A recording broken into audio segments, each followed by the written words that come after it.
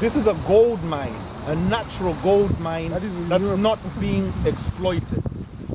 Renewable business.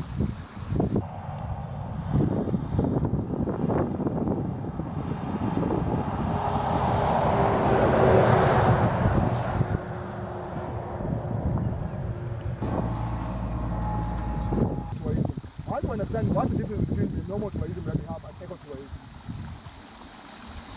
The definition I would give to ecotourism is the type of tourism that keeps a balance between the development and maintaining the natural beauty and ambience of the environment. It's also the type of development that does not only respect profit, respect money, it respects the welfare of the local community. It actually puts the welfare of the environment and the local community first, and profit and business second. Now, we know you can't run a business without profit, and it's not sustainable. Business and profit should be there, but they should be an equal amount of respect you give to maintaining the natural ambience of the environment. Yes. Because without the environment, the business shuts down. Without the locals, then what's the point of having this whole The prime example is just the opposite screen that we're going to visit, where they try to attempt that format, and it failed completely. The environment simply shut down, and then they say, make your money. Let's see you make your money now when there's nothing. And there was no money to make. No one is making money at the end of the day. All right, so stay tuned. I'll take you around the environment, and then we'll visit the screen that has become code for them. This is Niju Eco Care, and see you around.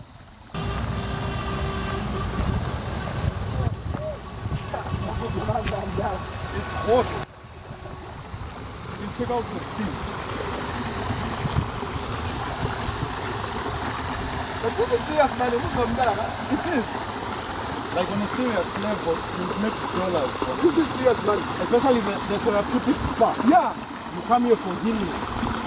Look at the kind of money people spend in these treatment shops. Yes, the massage, whatever. That money could be coming here. This is serious, man. Anyway, all right. Valleys. So wherever you find there's a hot spring, there must be a valley near to that area.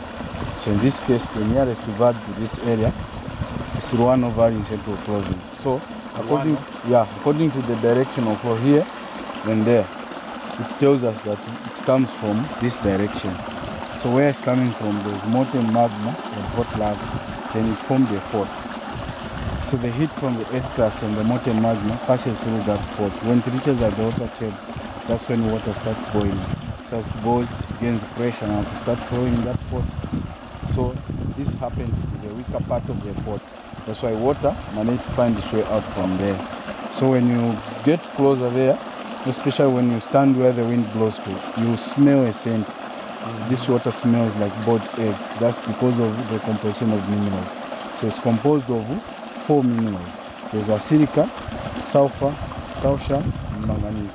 Sulfur is in excess and the one smells like boiled eggs. That's sulfur. So if you drink excess of this water, it has an effect to the teeth. It stains the teeth. So a very good example. Surrounding villages here, before that boreholes, they used to drink this water. So as a result, a lot of people here, they've got stained teeth. Their teeth are brown because of those minerals. But the same water, if you use it for external use, it's very good for the skin, nourishes the skin. Even if one has pimples, rashes, natural sores, body pains, stress, it helps. Those are health benefits for this hot spring. So that's scientific. Now coming to people's beliefs. People have got so many beliefs about this water, hence groups of people uses this water according to their understanding. So we have people like pastors and prophets. Them, they believe that this water is holy. They normally use it for healing and for prayers as holy water or anointing water in their churches. Then we have churches like Zion churches, those who put on white gowns. Them, they believe that this water has 2 properties which are taught here. They say that it's holy, at the same time it has healing power. So it being holy, they use it for baptism, and they've got 2 types of baptism. They do it from here, just get this water in a bucket, then pour it on someone. That's how they baptize. Downstream there are almost those banana plants. There's a certain point where the same water collects. It's more like a dam. So that's how they immerse. That's how they baptize. Because they also believe that that is the same water is healing power. They also use it for healing. someone is sick from their church, they might come, those people are sick, bath them this water, make them drink a certain amount, then pray for them. Then after that, they believe that all will be well or someone will be healed because of that. Then we have people like the Indians. The Indians, they also believe that this water has two properties which attract them. They say that it's holy, at the same time, it helps when they use it to they use it to for healing. So what they normally do whenever they come here, each of them will get a certain amount and they drink. After drinking, they will bath. If it's not bathing, steaming. One will sit there, cover with a blanket or a bed sheet. That steam which coming out goes to the body, not until it makes someone sweat. That's when they uncover. Mind you, there's a lot of steam coming out here. So when that you come when it's hot, so it goes with humidity. As hot as it is, you can't see a lot of steam. But when you come during 8 hours or before sunrise or after sunset, when it's very cold, when the air is saturated with moisture, you find that all this area will be covered with this steam up the other side of the road. So that's when it's cold. Yeah. So if you were to cover yourself there just within 5 minutes, you'll be sweating as if someone has poured water on you. So that's how the Indians use this water. Then we have those people believe in rituals, traditional doctors and so forth. They believe that traditionally, people believe that this water is being brought by the ancestral spirits. So what they normally do whenever they come here, a lot of strange activities used to happen from here, more especially before it was protected. A lot of strange activities used to take place from here. Sometimes when you come, you just wonder, find that there's blood here. You don't know where that blood has come from. Sometimes you find there's a chicken. Someone has slaughtered the chicken, pluck it, leaving the feathers and the chicken soft right here as a sacrifice for the ancestral spirits. Sometimes you find that there's a dish with the charms inside, meaning someone was bathing medicines at night. Sometimes you find that there are clothes here. The owner of those clothes, he or she must be either experiencing bad dreams, bad luck, bad diseases, might be being barren. So they will come perform the rituals thereafter and dress and leaving the clothes here, having a belief that if they've left the clothes here, all those things which troubles them will remain here. Then they'll be free wherever they will go. So those things will be dealt with by the ancestral spirits. When you go around these trees, you find some trees are either tied with plastics, clothes, beads, or plastics, clothes or beads, or sometimes some trees, the barks were removed like this one. So they use those things for medicine, because traditionally people believe that all this, the vegetation surrounding this area, they've got special powers because there's the presence of the ancestral spirits here. So that's how this water is being used. But there are so many beliefs, those are just a few to mention. Then there's that pipe. That pipe was fixed there by a certain white man, those who've been here before. That pipe, it used to belong up to this height. Then it was designed like a borehole like. So the purpose of this pipe, this white man constructed the swimming pool up to there. There's a very big swimming pool. It was built out of stones. So the purpose of this pipe, within this white man, no, outside. So this white man wanted to tap this water to the swimming pool there. So the plans of taking it there failed. So the same white man, the one who fixed this pipe there, across the road, used to be another hot spring also. So here, he fixed this pipe. That side, he constructed the concrete slab where people used to sit when bathing. So as time goes, the spring there changed into a hot spring. So traditionally, people believe that, as I've said earlier on, that people believe that this water is being brought by the ancestral spirit. So the reason they give to why that spring there changed into a hot spring, they simply say because of the construction of the concrete slab, the ancestral spirits that side were annoyed. That's how they stopped boiling water. But scientifically, everyone has stated that there are faults down. So if an earthquake or tsunami occurs, even if it's far away from here, but as long as the earth has been affected, has been shaken, there's a possibilities of those faults to close. So when the fault closes, meaning the heat from the earth crust and the molten magma will be trapped, therefore it no longer reaching where water is. Eventually, the spring will turn into a cold spring. Scientifically, I think that's what happened that side. So initially there are two slots of the hot spring. Yeah. This one here and the one across the other one across the road. Yeah. So that's how that side it turned into a hot spring. But the one on the other side, in the past, this hot spring, the two hot spring here where they are, this is a solid land. So it being a solid land, it has a local name. So locally they call this Chinyunyu Hot Spring as Kalungula. Kalungula is a solid which means hot. So the two hot springs were shared among the locals. This one and the other one across the road. So this one was used by men. Only men were allowed to bath from here. Then it was named Kalungula Commune because men used to bath from here. Then the other one across the road, Kalungula Kakas, because ladies used to bath from that side. So So that's all about this hot spring. Then the temperature there at the source here is about 70 degrees Celsius. But the longer the distance water flows, the cooler it becomes. So it flows downwards, keeps on reducing the temperature. So that's all about this hot spring. Unless there are questions. Yes, I wanted to find out the one that was across the road. Where would you happen to know when it became cold? Like in which year? You say early 90s, but I didn't get the exact year. The exact year. And then when the white man wanted to set up the pipe for this one, does he still own the farm? No, he's no longer there. So are people free to visit the cold spring? Maybe it's in someone's land? You can visit. Free right to visit. across the road. Yeah. So water still flows like this, but it's cold? No, just very little pressure, but it doesn't dry up. Because the animals usually step on it a lot. So it's like the land is compacted there. Oh, it's not someone's land, it's public property? No, someone's land, but it's not developed. There's nothing. You mentioned Kalungula, which means hot. Kalungula ka mamuna. Kalungula ka mamuna? Yeah, then Kalungula ka goes to the other side. And then Chinyunyu is because of the area? Oh, this area is called Chinyunyu. But can I step in from somewhere there? Or it's very hot? It's too hot. Unless downstream there. Here it's too hot, you can't. So the extension of the pipe, what happened to it? It just broke, or what? The one that you are as time goes, it was being eaten up.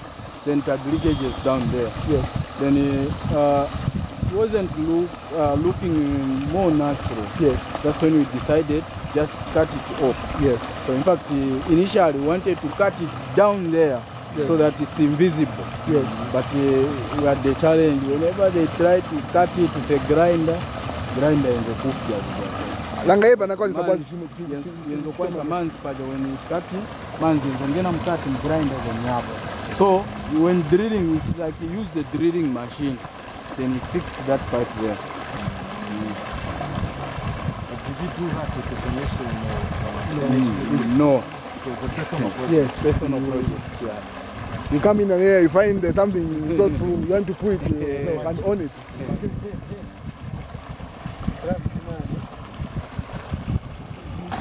Hello, welcome to Chinyunyu Hot Springs. This is like 85 kilometers from the Central Business District, Lusaka. This is my second time visiting the place. I think the last time I was here must have been 2008, around that time. And it's a surreal moment that I need to take in, experiencing the natural wonder it is of this water spring. I'm here with Mishu Eco Care. It's an environmental institution. You check out our Facebook page and our YouTube platform. Check out all the content that we put out. We put out a number of documentaries that we invest in, and a lot are coming in. So make sure you subscribe to the channel, like the page, share it, and tag a number of friends of yours. So we are here to look at the ecosystem around the hot water spring, to see if there's anything new and it's well maintained, and are we maximizing the use of this resource that we have in terms of if we use as a choice source, or we're keeping it as basic as possible. We're trying to find out if we are to develop this environment, would it be accessible to the locals, or is it going to be exorbitant? As earlier on from the narration that we were given by the tour guide from National Heritage Site, he said this attempt, as you can see, there's a pipe arrangement that's right here. This was an attempt by a white farmer. He wanted to set up a hot water spring, a pool arrangement for his personal farm upstream here. And it was a disaster, he thought, to take place. And this is a remnant of that attempt. And then across the road, we will go and see one of the springs. There are two of these. There was one, this was for the men. It was called, what is the name again? Kalungula Kamuna, meaning it is a bathing place for the gents. And then across the road, that's where you find for the ladies. But that one has become cold. The water is not, the pressure isn't the same as this. So this particular video is going to show you the entire environment, what is new around the area, and how the ecosystem is balancing out. Are we maximizing it as Zambians, or should we do better? Amount, but sulfur is in excess. So what are the minerals again? There's sulfur, silica, calcium, and manganese.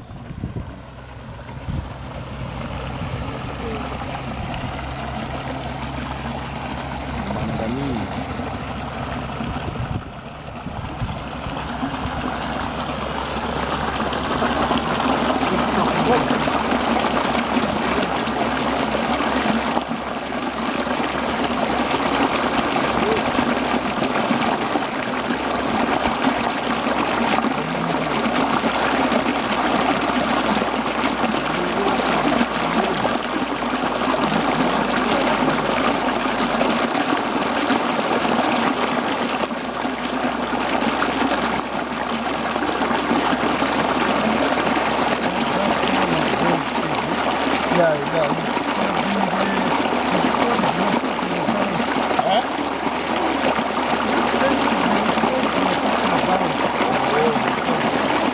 Hello, good morning. My name's Kondweni Innocent.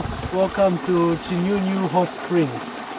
We're here having a tour and wonderful visit to the hot springs of Lusaka. It is Lusaka, eh? Yeah, it's still in Lusaka District. I hope so. And so, welcome to the hot springs. Wonderful place. Have you been here before? I have been here before. Like how recent? This should be my third time. Last time I was here should have been 2017, as we were coming back from the east. So from 2017 until now, in terms of development around the area, is there anything new that has caught your eye, or it's pretty much the same thing? The only development I've seen is the growth of vegetation at the back. I'm assuming they've allowed the number of people to cultivate vegetables in the back. That's basically the only development. So in your view, should this particular spring be kept in its natural state like this, or would you rather it's developed into some 5-star resort? Well, considering we only have one of these, the only kind of development I would want made is maybe a few pools down there, some sort of sauna, you know, where people can sit in there, relax. And as people say, the water comes with a variety of benefits, being healing for those that believe in the spiritual healing of the water, and for those that are into the scientific beliefs, we're told that the water actually carries a few chemicals that are very good for the skin and the body. But when you bring up that story of setting up a spring here, from the narrator that we had earlier on, you could hear the story. This was an attempt to set up such a thing. There was a white farmer that wanted to do the same. And then just across the other side, we'll visit the cold one. It turned cold. So don't you fear that will happen with this also? Well, it's something that's definitely going to happen eventually if we interfere with this. And if you can allude to what I said earlier on, is the pools should be built down there. You only channel the water from further down there. Because if you try to capture it from its source, most definitely you will have that. That's scenario.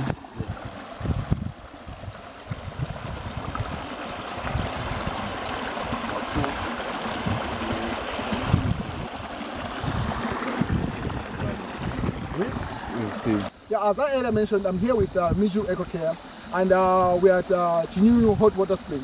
There are two local names which I'm not very comfortable with mentioning, so I'll not bother mentioning them now. I'll use the publicly known name, which is Chinyunyu Hot Water Spring. So I'm here with the director for Miju Eco Care, and I want to find out, like, how many times have you been here? Numerous times. I can't count the number of times I've been here since childhood. What of this year? I hope you're going This year, this is my third visit. No, play. I was thinking, no, we are together, coming here together for the first time this year. This is your third visit. Yes, it is. So when you look at the environment, what are your thoughts so far? Well, I'll start with the spring itself. The spring is ever perfect. It's all right. The problem I have is with the surrounding area, and I'm speaking as a concerned citizen, as a concerned Zambian.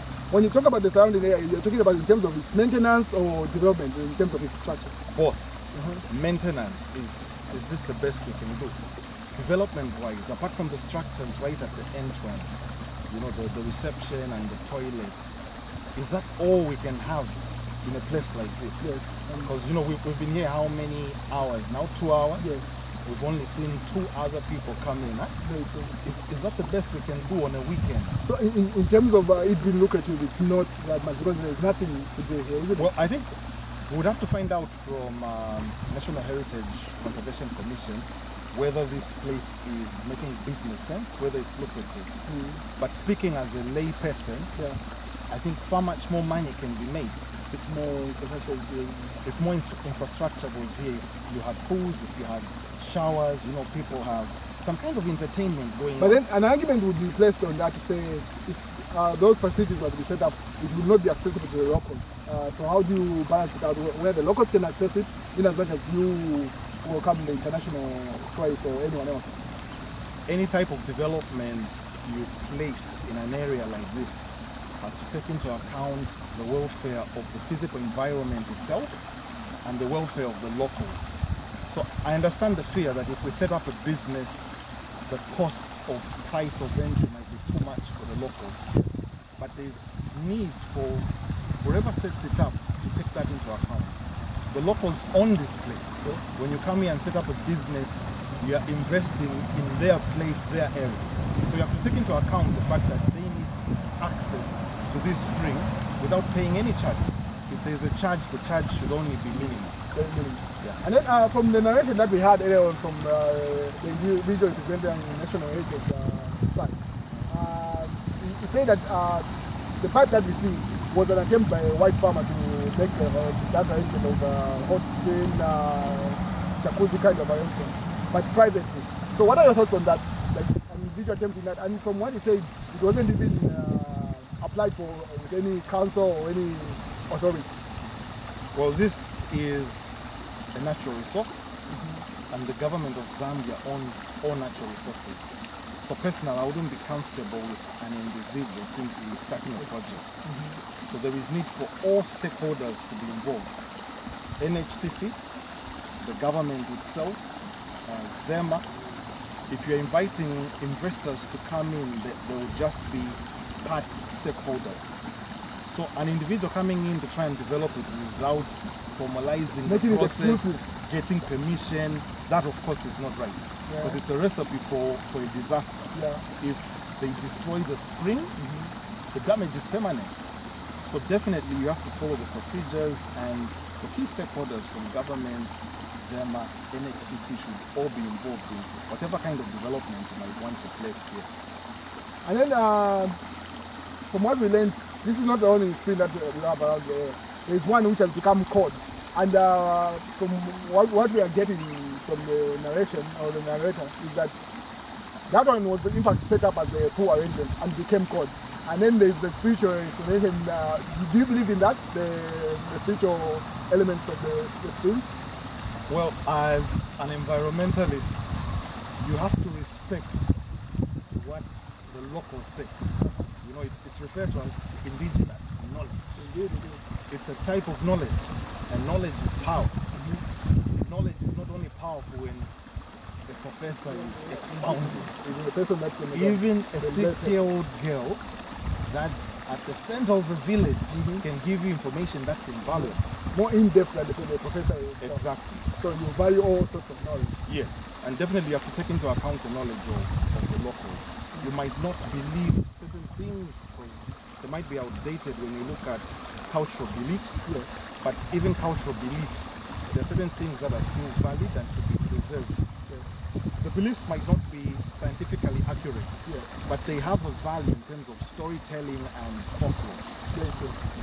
So if we were to say the interest of the national heritage site or management is only to maintain this place, like what would be the steps that we need to take right now in terms of the grass, what we see, so that there is a balance between maintaining the ecosystem and stuff like that? Because in as much as we say we want to maintain this, if we're going to put slab all over this place, there'll be that. So how do you balance out the two? Maintaining the ecosystem around the stream and while it's also developing.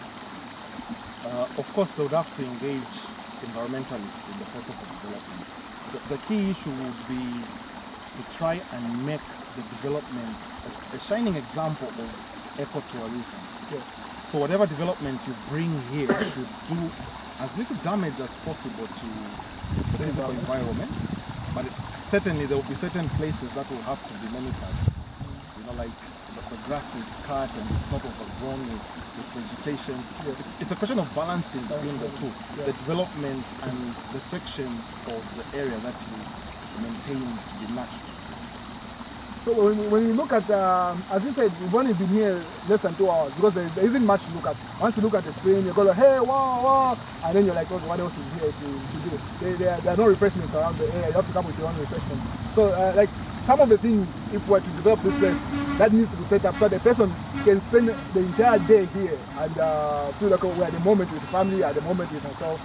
What would be the ideas I would suggest as an individual? I would be thinking of some kind of spa resort where you would have this hot water. That water right at the source is 70 degrees Celsius. That's just 30 degrees lesser than 100. Yes. So it's very hot. If you try to touch it, you wouldn't touch it without screaming or shouting. Yes. So it's very easy to channel this water into pools, ponds. You could have jacuzzis, you could have showers, you could have saunas, you could have steam rooms, and the water would be natural water with the minerals that make it therapeutic. Yes. So those are things I would expect to be built to make this place more attractive, not only to the locals, but in terms of foreign exchange, tourists from outside the country, international tourists, because those are the ones that bring the dollar. You know, we talk about alternatives to copper mining in terms of earning foreign exchange. Well, this is an industry you could get into that is sustainable, like green business. Once you set up your structures and just maintain the natural environment, the dollars will just keep on flowing. There is no damage or pollution into the waters, the soil, or the air. So it's a green business you'll be setting up that has basically a long lifespan. Yeah, so the hot spring is just like 6 meters from where we're standing. The rest of the surrounding area is what you see here. You've got the training that's taken place. You've got the grass that's grown.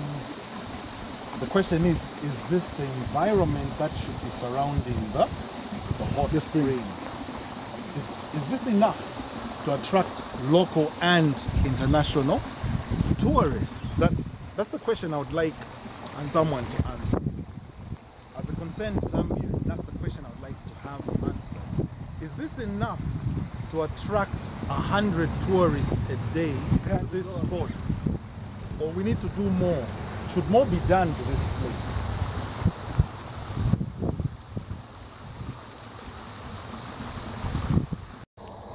So here now we have Innocent and David testing the spring waters about 100 meters still hot. Downstream.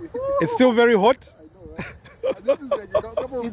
It's hot, bearably hot. Bearably hot, but still hot. Yeah, can't step in there for more than... And right next to him you've got a piece of plastic over there. I think it baths cold water, so let me try it. Oh yeah. It's hot. I think how many meters is it from? Almost 200, if not 3, isn't it?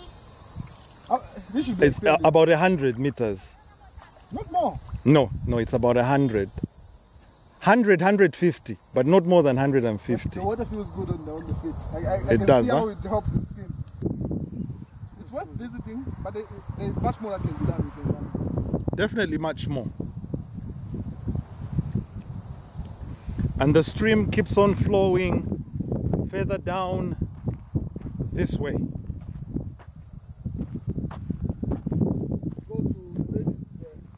And down there you've got people washing and some go there for a bath. That's members of the local community. That distance. Overall, our experience as Chinyunyu Eco Care is that it's a worthwhile resource that we have as a nation. which we are underutilizing in terms of how much we can maximize in terms of revenue, one, and access to people. Most of the people, that's the Lusaka residents, think it's quite far. This is just like 5 kilometers from the Central Business District, isn't it? Yeah. It's warm right here. It is. I've been standing here for more than 30 seconds actually. So within this point, the temperature is different. It's not a constant temperature. So here it's very hot. Where it's standing, it's in here. Oh yeah, this is bearable. Very. Not There's plastic still. There are sleepers within. Anyway, we can do better as a nation and as a people.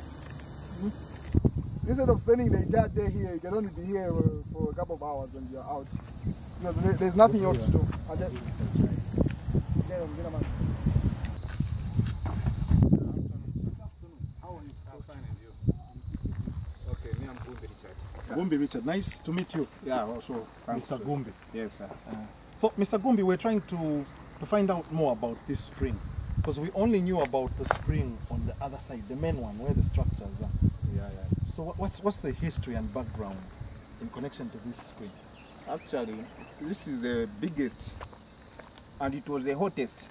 Hotter than the other one? Yeah. Before they constructed, this is the Italians, the one who constructed, they put it, a pipe, that pipe. I've seen the pipe that side. Yes. Yeah, so after excavating that position, I don't know, maybe the current went that position. Here it came cool, lukewarm. Oh. Otherwise, it was the hottest here, the biggest Kalangula. Oh. So there was actually more water flowing Yeah. than the other side. This is the whites who built this what? No, the what was Pond. A pond, yeah. And flowers around. Okay. So when the Italians came and get trying to, this Godris what called.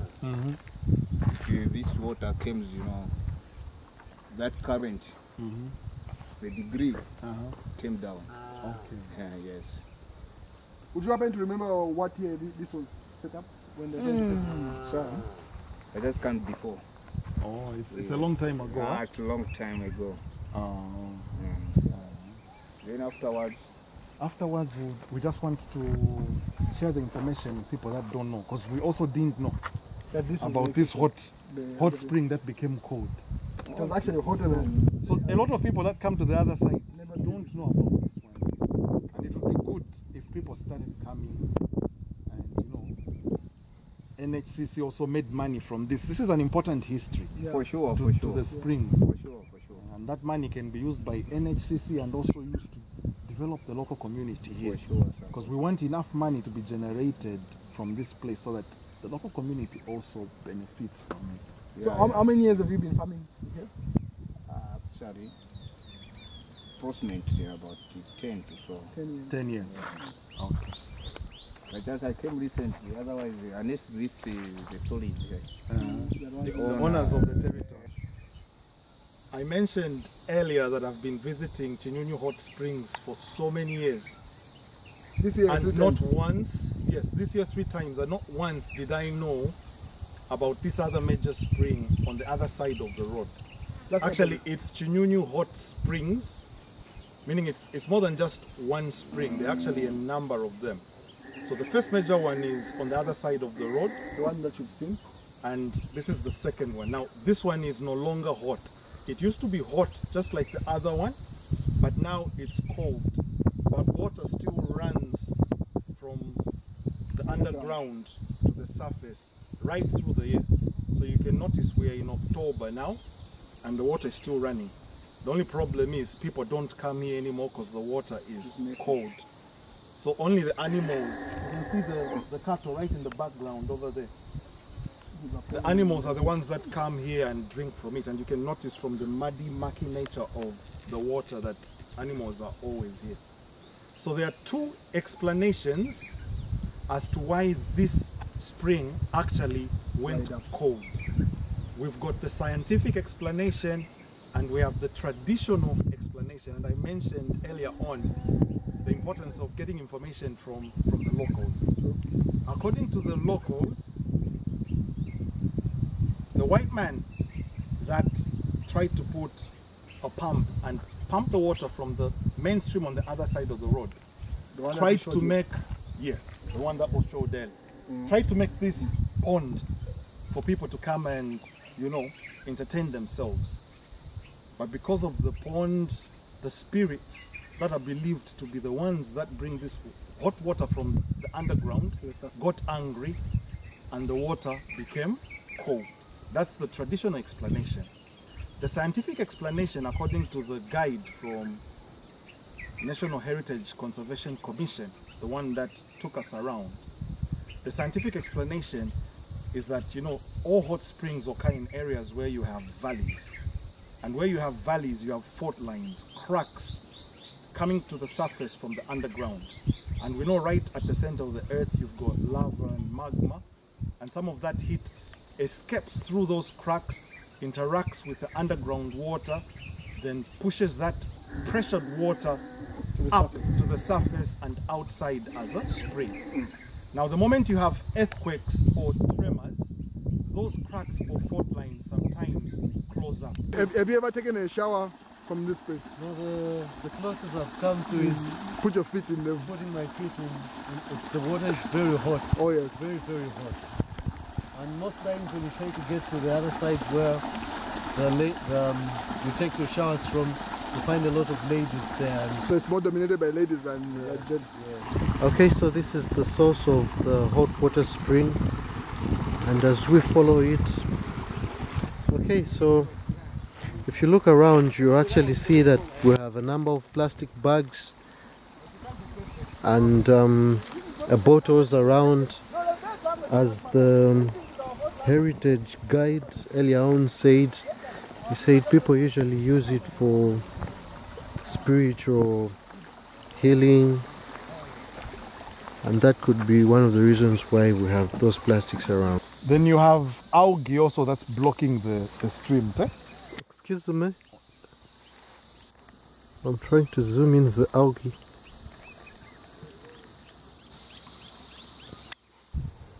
Yeah, so this is the hot water spring stream running downstream, and you've got these stems and sticks people use to cross it.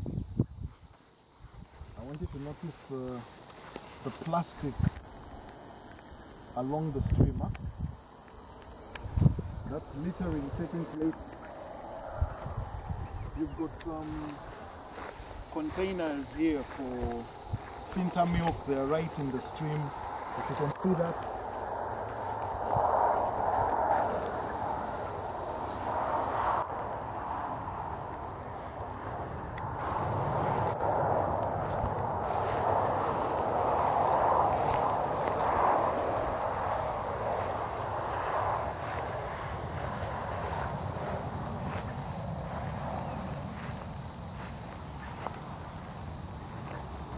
Some people here have washed some clothes and have left them to dry.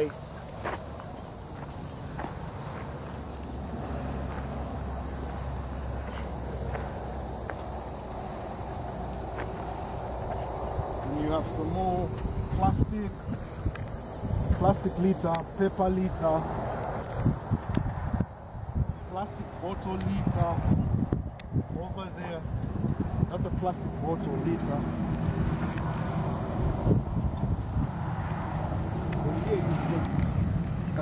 Guys, wait, he comes close. And here you have an entire fabric. I don't know whether this is a shirt or a dress. It's just stuck in the stream. And you've got a blue plastic. You've got a shoe over there. Just opposite. They're here. And you've got a sandal. And you have a sandal over here. So there's a lot of litter accumulating along the hot spring stream.